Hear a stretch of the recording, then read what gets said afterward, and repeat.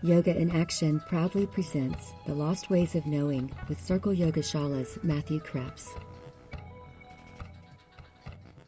Welcome, everyone.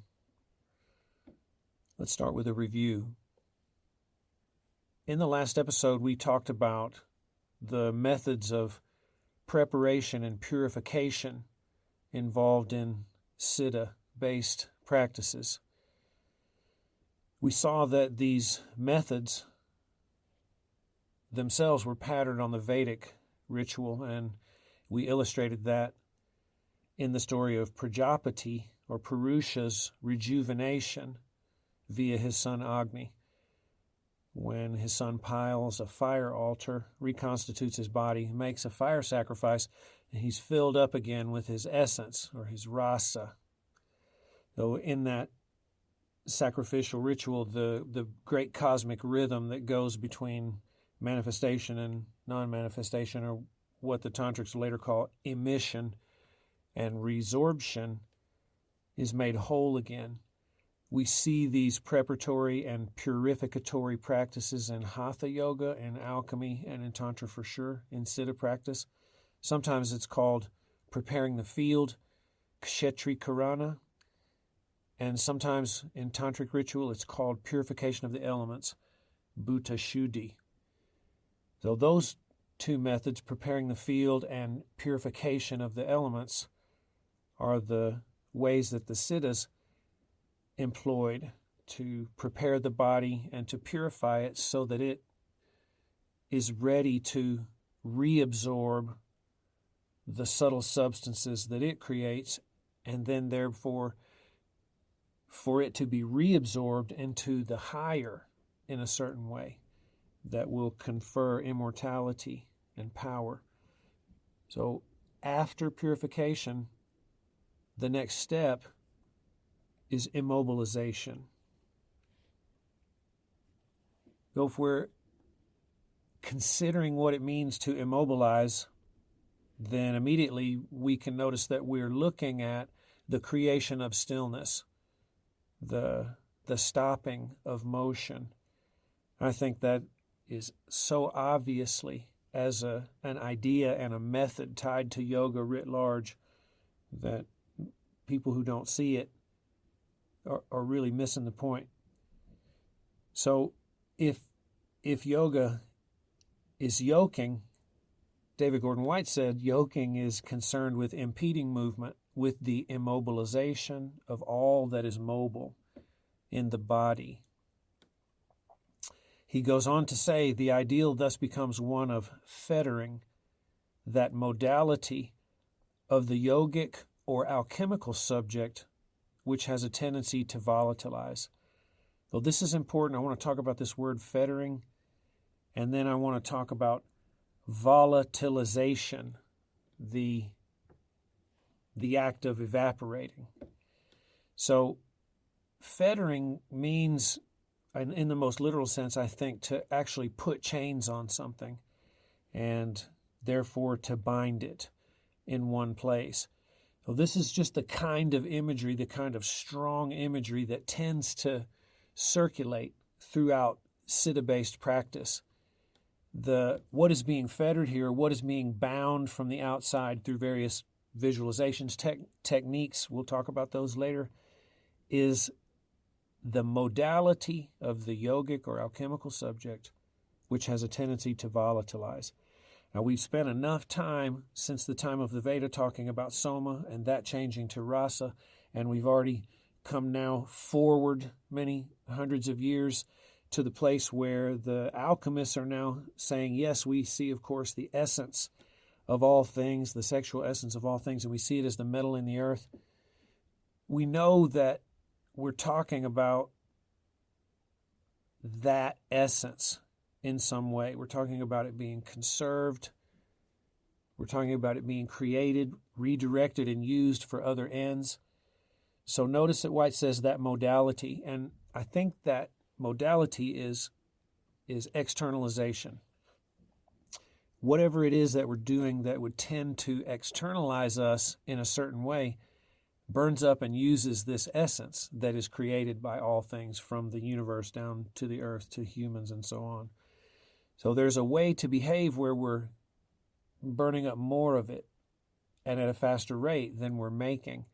And so those modalities, those externalizing modalities, all motion in that sense is going to be bound, so that we can take that energy that would be used in those postures and so on and turn it to this alchemical work of transmuting our essence by reversing the flow or intervening subtly in this rhythm that's going on. Hatha, as I said, you saw the word fettering, is forceful because it involves intentional physical restraint. You can see the postures that way, the kumbhakas that way, the bandhas that way, the mudras that way, everything into this intentional stillness that is brought, or this intentional, quote-unquote, fettering, right, of motion. The Hatha Yoga Pradipika is one of the most commonly referred to texts on Hatha Yoga. Talks about immobilization as a process that happens in stages, and I think we'll all see the gross to subtle movement here. It's very important to pay attention to that. Here's what it says, quote, "The postures, the various methods of breath control leading to kumbhakas, the practice is called mudra, then the practice is concentrating on hearing the nada. This is the sequence to be observed in Hatha Yoga." And that's from chapter 1, verse 46, or sloka 46. So here's the sequence. Let me say something about that last part real quick. The practice is concentrating on hearing the nada. Nada are subtle sounds that can only be heard at certain levels of absorption, or certain levels in the alchemical transformation process, or certain union of the male and the female in the mostly tantric process. The subtilization, if I may, of awareness, of consciousness, of sensation, and so on, during that process of preparation, purification, and now stillness, things are perceivable that haven't been perceivable before. So when the nada are heard, that means that things have become really, really subtle in the process. So notice that first, this gross to subtle motion is the opposite of externalization, because externalization ends up in a particular body, a particular coagulation. And that process then is reabsorbed, right, in this cosmic rhythm. We're looking at the resorption phase, at intervening in such a way that externalization stops. And so the first thing to be immobilized is the body. The most external thing according to the view where mind is prominent, and that's the universe we're in. So immobilization of the body, it says, happens through postures, the postures. Then the next subtle level is the breath. That's kumbhakas, and I believe that's retention of inhalation. We're going to have another passage from the Pradipika talking specifically about kumbhakas and going deeper into it. So then the practice is mudra, and that practice is said to work at the level of seed. And so the essence itself, after the breath comes to stillness, then the essence is brought into immobilization as externalization ceases. And then finally, the mind will be immobilized. So this process of immobilizing from gross to subtle is the instantiation or the ritualistic embodiment of the resorption phase of the cosmic rhythm. Here's a long passage from the Hatha Yoga Pradipika that begins essentially at the level of kumbhaka. So we would assume here that the first level of immobilization, which is the level of body, had happened.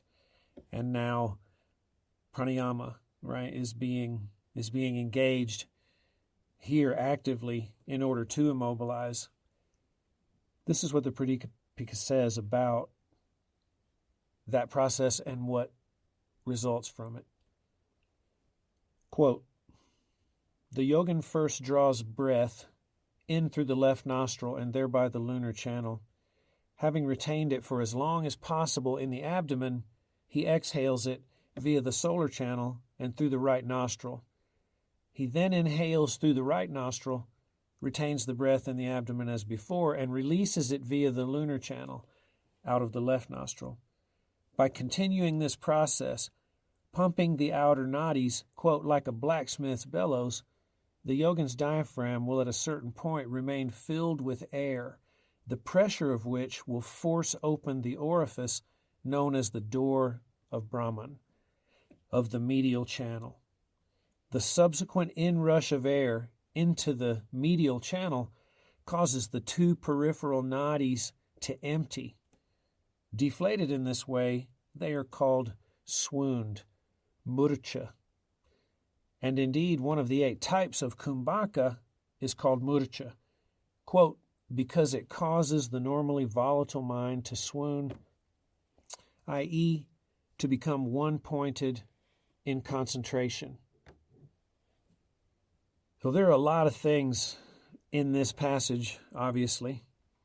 I want to point out the cliff notes and then go further into the notion of how the Siddha-based traditions understood this swooning. So first of all, we're binding the breath, immobilizing, in other words, the breath inside the nostrils, first in through the left and out through the right, then in through the right and out through the left. Number one, breath gets placed in each nostril in a regular or even rhythm, basically. And that in itself is very odd in relation to our normal lives, where our breath is just adjusting in the most subtle, crazy, undetectable ways to our emotional responses, to our physical postures, to our metabolic output, so on, our levels of concentration. Now it begins to traverse right and left, and in those right and left traversals, I think it's safe to imagine the brain lighting up on either side on the active phase of that, which is the inhale, and the brain then shutting down on a particular side via the passive phase.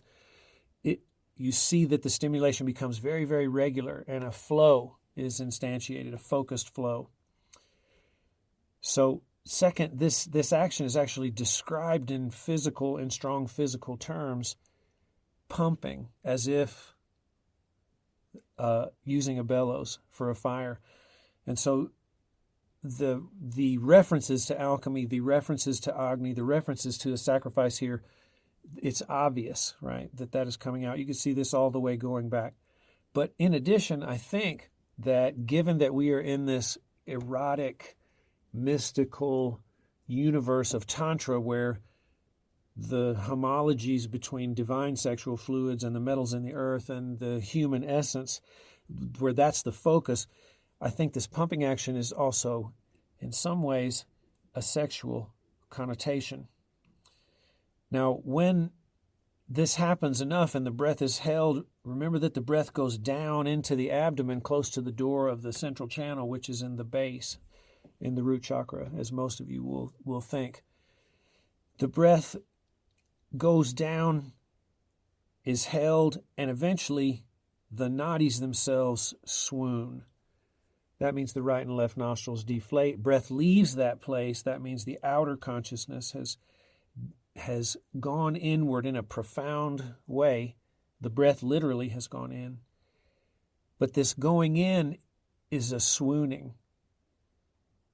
And you'll know that initially as fainting. But what you should see is that it's a fall, that it is a certain motion, and that motion is very, very polyvalent in the senses that are brought to it by the Siddha traditions. So swoon literally means something like loss of consciousness. It can mean bewilderment, but it can also mean ecstasy. Then it has negative connotations that go with it. It can mean torpor, Torpor. That is a kind of passive heaviness, a kind of darkness. Sometimes you would see the synonym listlessness. So swooning also has this connotation, and because it has this connotation of torpor, it is connected metaphorically, symbolically, especially in alchemy, to ideas like drunkenness, and therefore also a kind of disorientation that's associated with poisoning and death. So we want to go deeper into this idea. The outer has swooned and the breath has fainted. It is passively fallen down to the base. I'll read that last sentence from the quotation again. Indeed, one of the 8 types of kumbhaka is called mudra, quote, because it causes the normally volatile mind to swoon, to become one-pointed in its concentration. So now we see this falling and this drunken, as if poisoned state of ecstasy or bewilderment is related to the volatility of the mind, which becomes one-pointed in its concentration. So the heaviness and this polyvalent symbolic richness in swooning is again related to the volatility that we talked about, the volatility that we're trying to combat through bringing things into immobilization or through binding them. So the mind is of the essence, and remember in our krama of what we immobilize first, from body, breath, seed, and then mind is last, we're looking to make the mind not have this tendency to rise and evaporate. I think that fits nicely as a method in alchemical language. If we were going to say what alchemical method does swooning represent, it would be called coagulatio. So the breath becomes heavy and falls and coagulates in stillness, and then the mind becomes subtly heavier, mixed with ecstasy and all these flavors, and it coagulates as one-pointed concentration. This relationship between breath and mind is important. Always remember this. What happens to the breath happens to the mind. Now, if we were to carry on investigating, doing this kind of Jungian amplification of this idea of swooning, remember that swooning is what happens to the breath, to the life energy, and now we know that it's something that also happens to the mind.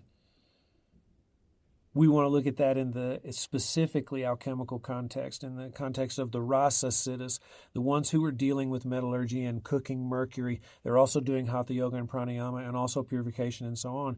But I find it fascinating to look and find something that refers directly to swooning in a tantra called the Rasarnava Tantra. David Gordon White points to a passage in that text that's nearly identical to the Hatha Yoga Pradipika on this subject.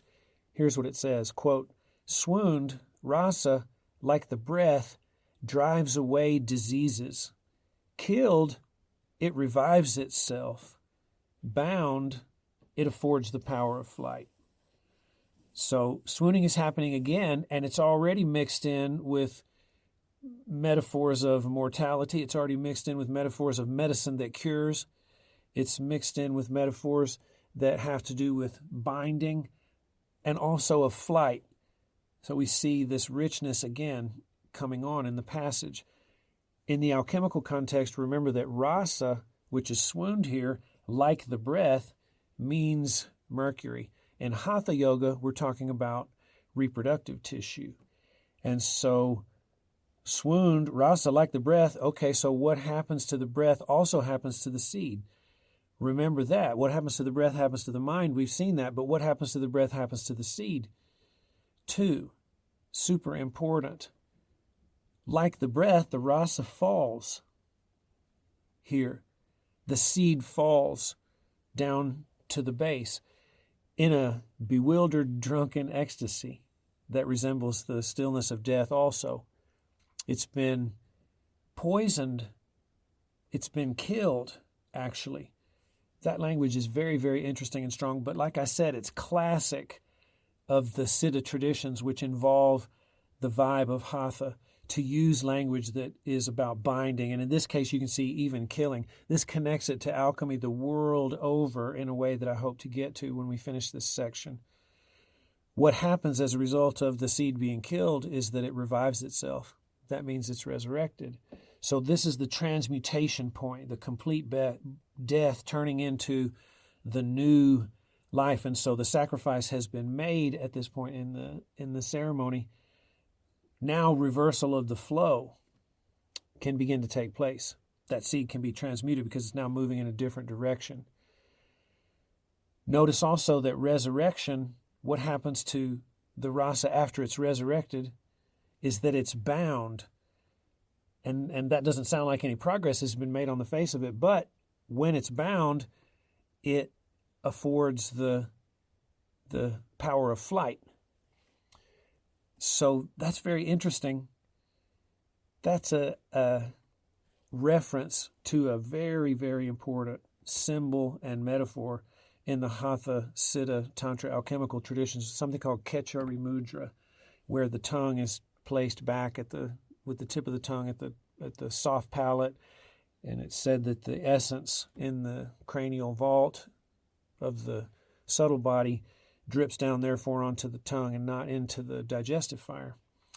But we can't go into the details of it. It's way too deep and rich. I'm going to do a whole episode on it at a future point. But our freedom that comes after resurrection is a bound freedom. That's not the binding of prison or the binding of ignorance, because this results in flying. And so this means we've become something non-volatile.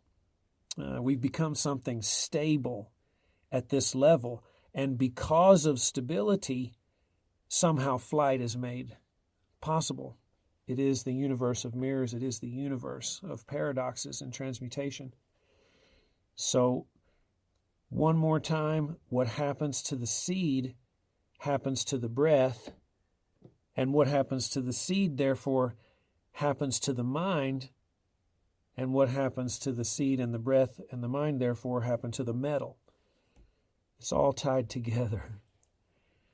So, swooning is a really polyvalent, rich symbol. It shows a falling, it shows a fainting. The subjective state of this falling or fainting is ecstatic, but it is also torporous, if that's a word.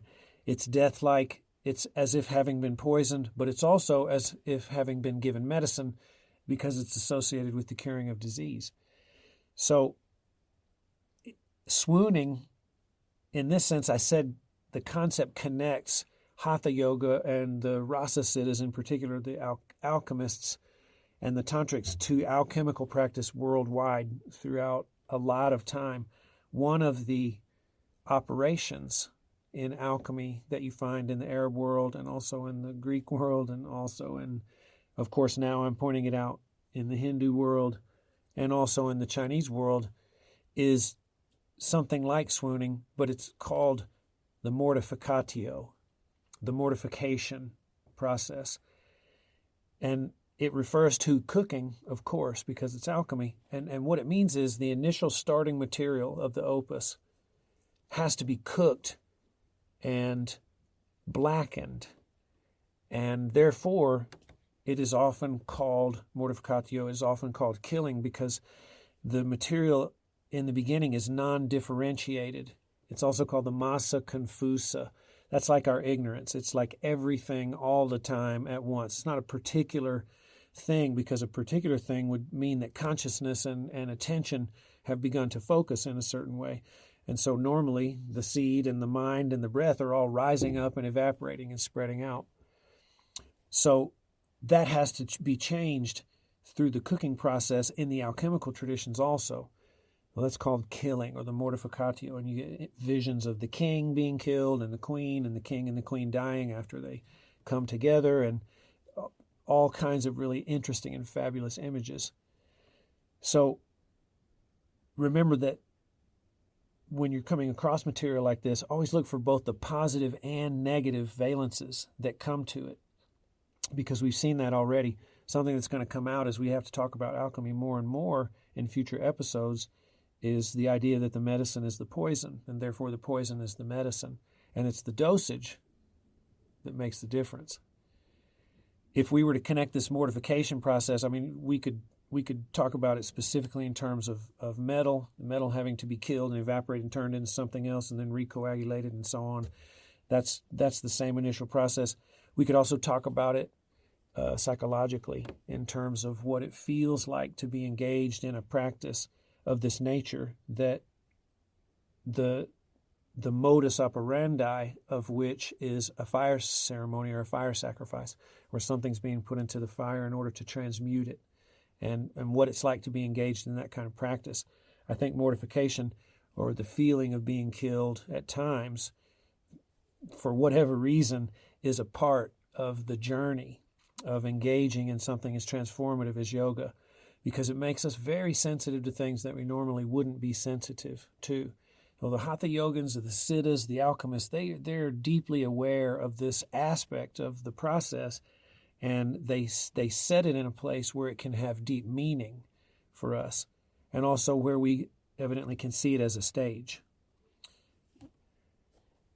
What would it be psychologically then? Probably just the initial response of the conventional ego when it sees the fire. I think its only response is a response that is confused, that it is amazement because of the light and the miracle of the fire, but the response is also, oh no, right? It's Agni's going to eat me, it's going to get me, and a fainting. I think we could see the conventional ego being cooked in a certain way at this level, and these images giving us a sense of what that's like, and if that's purposeful, why we might need to actively engage in that, and sometimes endure that, and sometimes so on and so forth, why we would have to go through that over and over. So in this universe of immobilization, you know that it's about bringing to stillness. Remember, David Gordon White said that modality of the yogic body or the alchemical body, the subtle body, that produces evaporation, produces loss of essence. So you can think of what we're doing as being in a universe of fluid, and think of that as soma, and think of it as retas and amrita and rasa and so on and so forth. What we're doing is hydraulic in a sense. And when you look to the canon of Hatha Yoga and Siddha practice, what you see is a set of techniques that are obviously about modulating hydraulic flows, modulating the flow of breath, right? Also, David Gordon White says this body of hydraulic techniques is generally subdivided into, quote, hermetic seals, and that would be the mudras that work at the level of seed, according to the Hatha Yoga Pradipika, the text that we just read. Examples would be Vajroli Mudra, Khechari Mudra, we talked about that. But there are also contractions or, quote, locks or bandhas. And I think we'd be remiss in leaving this discussion of immobilization without just glossing the bandhas that most of us have heard about since we started doing practice. I remember first hearing that when I was doing Ashtanga Vinyasa Yoga, that Pattabhi Jois said, without bandha, it's only gymnastics. Something like that being taught by my teacher, long, slow, very detailed breathing practices, lying down on my back and watching the exhalation and inhalation. That stuff was really profound. All of it was connected to this concept of bandha. I don't see universal agreement across the traditions and clans of practitioners that these things are done the same way. I see some sort of general consensus. So I want to leave out the details and just talk about it in terms of fluid dynamics, like we have just said. So there's three principal bandhas most of you will know: Mula Bandha, Uddiyana Bandha, Jalandhara Bandha. The root lock, the lock of upward flying, and the lock that binds the net, the jala. Mula works at the level of the pelvis. I think that's safe to say, no matter how you believe it's engaged or how strong it is or whatever. Uddiyana, we can say, works at the level of the thorax, and Jalandhara at the level of the throat.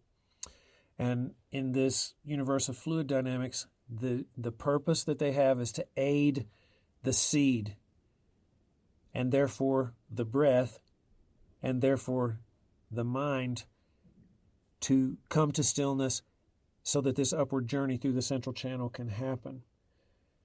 Now, specifically, Mula Bandha draws the apana, which is the downward trending breath, the elimination breath. It draws that upward through the medial channel. So it reverses that apana flow, and that's an externalization motion. And so right there, we're intervening in that externalizing phase that might lose energy. Uddiyana is the upward flying lock, and that draws the prana, the inhalation, into the medial channel. So the prana and the apana now have both been immobilized and drawn into the center, and these two practices and their shapes, the fascinating nature of those shapes, is for that purpose. Then Jalandhara seals the head off from the torso, and it contracts or restricts the jala, the net of subtle channels that all come together at the level of the throat there in the subtle body. And that stops the downward drip of nectar or soma or amrita or all this juice that is stored in the moon, in the head of the subtle body. That doesn't drip down and through into the digestifier anymore as a result of Jalandhara. Now, David Gordon White says, quote, "The conjoined aim of the three bandhas is to gradually constrict the field in which the volatile breath, seed, and mind may move. First forcing them up out of the abdomen, they then lock them in the torso.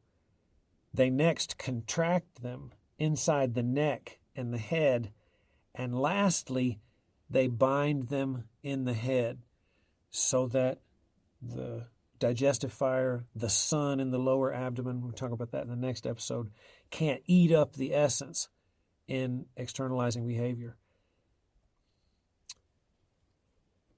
This idea of bandha, because it's a feature of Siddha practice, also you find it in the strongly alchemical-based traditions where mercury is being worked on, or where metallurgy is being done, right? You find a reference to bandha as a specific kind of technique when used in the preparation of mercury, and there are 26 of those techniques. So bandha is one. Let's see what it does. Here's what David Gordon White says.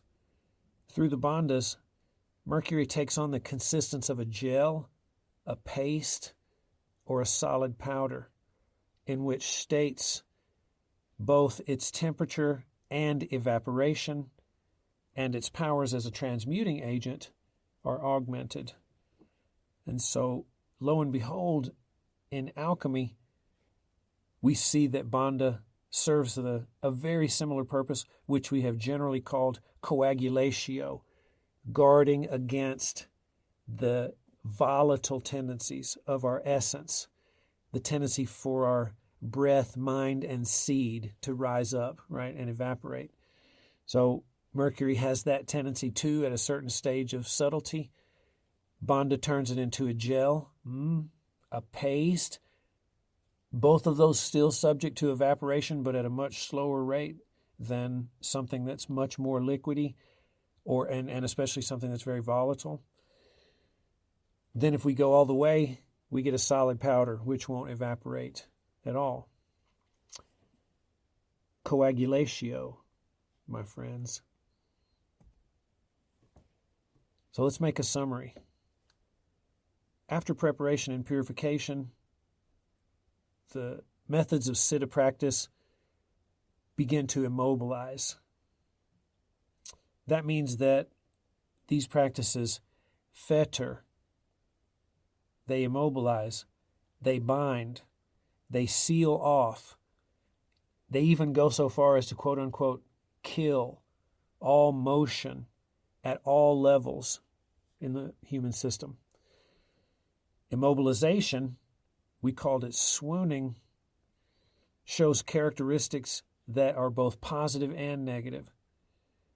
This positive side, ecstatic absorption, definitely shows that, but also torpor and therefore poisoning and dying. So when it's called swooning in the Siddha traditions, it means accomplishing a coagulation that resists volatilization of our subtle substances. Remember, volatilization is rising up and spreading out and diffusing. The breath, the seed, and the mind have that tendency. Swooning means the first break placed on that so that that direction could go in reverse. The classic techniques in Siddha practice designed to accomplish this stopping of motion at every level of the system are asana, pranayama, bandha, and mudra. So those bring about the catching of the essence, the stopping of it, the killing of it, the cooking of it, such that breath, mind, and seed have a chance to not volatilize. Remember that what happens to breath happens to essence. Remember what happens to essence happens to breath. Remember what happens to breath happens to mind. Remember what happens to mind happens to essence and breath. Breath, mind, and essence. So I hope this has been interesting. We sure appreciate your listening. God bless you all, and we'll see you next time. Thank you for listening. To support our podcast, find Circle Yoga Shala's Patreon page and receive early access, study guides, live sessions with your podcast host Matt, retreat discounts, and more. Circle Yoga Shala is a school for yoga, creative movement, and self-inquiry in Arkansas's Ozark Mountains. Offerings range from beginner yoga teacher training to an internationally accredited yoga therapy program, as well as Ayurvedic cooking courses for individuals and professionals like chefs, nutritionists, and life coaches. Additional retreats include equine inquiry, CEUs, yoga and recovery, and so much more. Subscribe to our quarterly publication, Yoga in Action, a comprehensive body of literature. To know more about our in-person offerings, visit circleyogashala.com.